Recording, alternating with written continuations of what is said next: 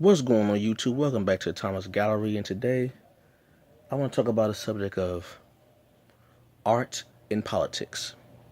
Now, a lot of people think that those two shouldn't be intertwined. However, throughout history, history has shown that those two things have always been put together in some form or fashion. And what I mean is, since time of antiquity, people have used images, pictures, photographs, sculptures, writing on the walls, that sort of thing, some kind of visual media to show a particular bias or a particular agenda, a idea, some kind of rhetoric that you're trying to portray. When it comes to the field of politics, no different. We see all the time on TV when, or more especially, you have it in terms of in newspapers, you have your political, satirical drawings. You'll have like a caricature of a particular political figure, and certain parts of his or her body is exaggerated, and there's some kind of writing next to it to kind of show a particular idea or to give a particular perspective or idea. When it comes to art and politics,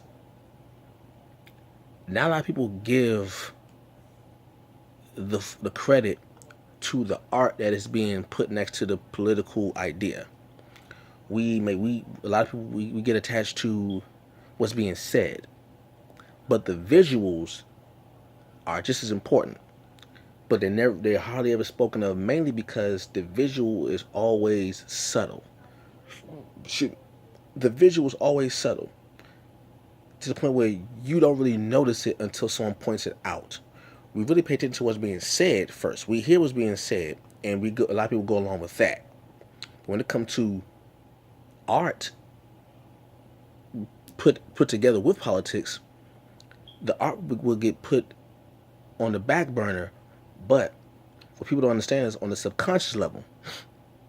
On the subconscious level, those images, those pictures, those drawings, those sketches are speaking louder than the actual words that are being said.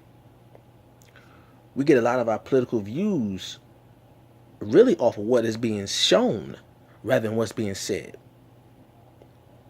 A lot of ways we feel about people and especially when it comes to politics, have been because of what has been shown.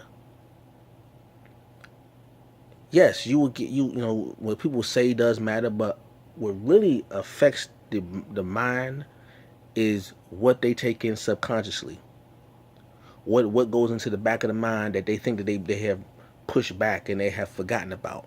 But really, that constant visual loop, that constant visual art is always being played in the back of your mind in some form or fashion.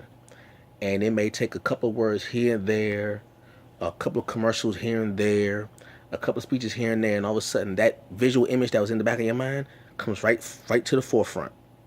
And all you can think of, all you can see now is the visual that has been impressed upon your mind, but it's been pushed to the subconscious. That art mixed with that politics is one of the silent weapons. Art and politics is the silent weapon. You don't really pay attention to it, but it never leaves your mind. It's always in the back of your mind somewhere. Like when President Barack Obama was in office, well, he's still in office, but during his term, when he was in his terms, there were a lot of visual images, a lot of art put out to portray him, whether it be positive or negative. Okay? And if someone wanted to tease him or make mockery of him, they always give him an image of a skinny guy with a long chin, big ears, so like that. They always made a mockery of him, so those who did not like him as president would have that image in their mind. Okay? And people who did like him always shown him as very distinguished, full form, very lifelike features, almost a photograph of the person. They wanted to show him as a heroic, stoic figure. Okay? These images, they are both of the same person, have different resonant frequencies when it comes to the people who either are for or against them. The same thing going on now. When Donald Trump and Hillary Clinton were running for president, a lot of images were put out there about them. I've even done some. I'll show you one now. Let's see if I can find it.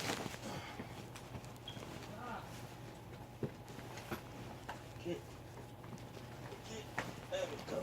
There we go. Pardon me, y'all. Let's see. It's the one. It's the one.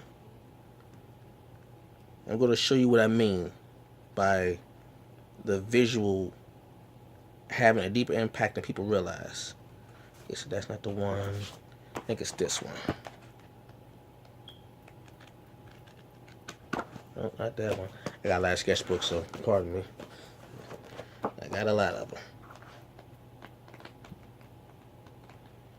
And how many do I have?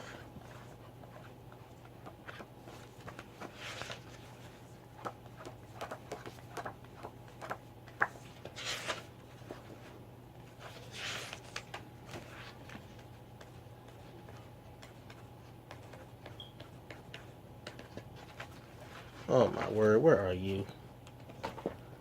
See, I'm just freestyling right now, so you just see this all coming out, huh?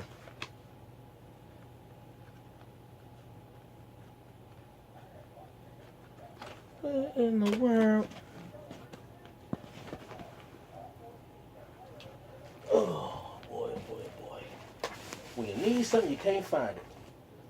When you're not looking for it, it's always in your face. Ain't that about it? Ain't that how it always go?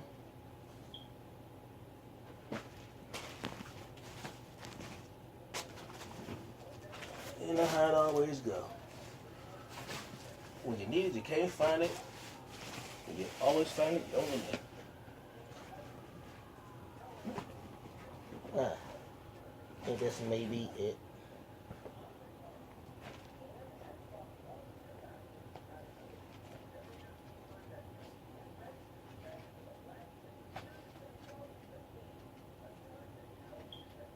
I forget it.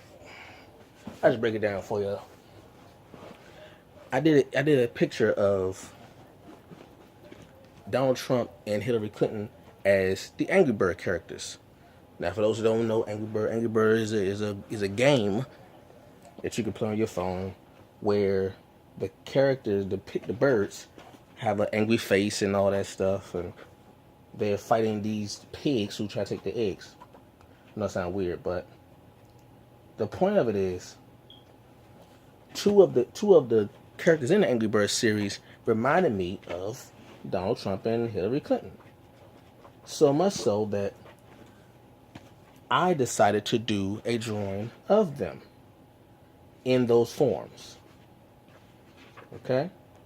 Now, the thing is, if the images fit so well that they actually look like the characters that I drew. So I said, well, why not? Why not draw it?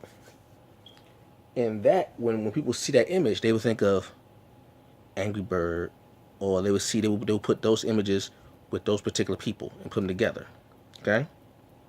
Now, this is just one of many things that happen.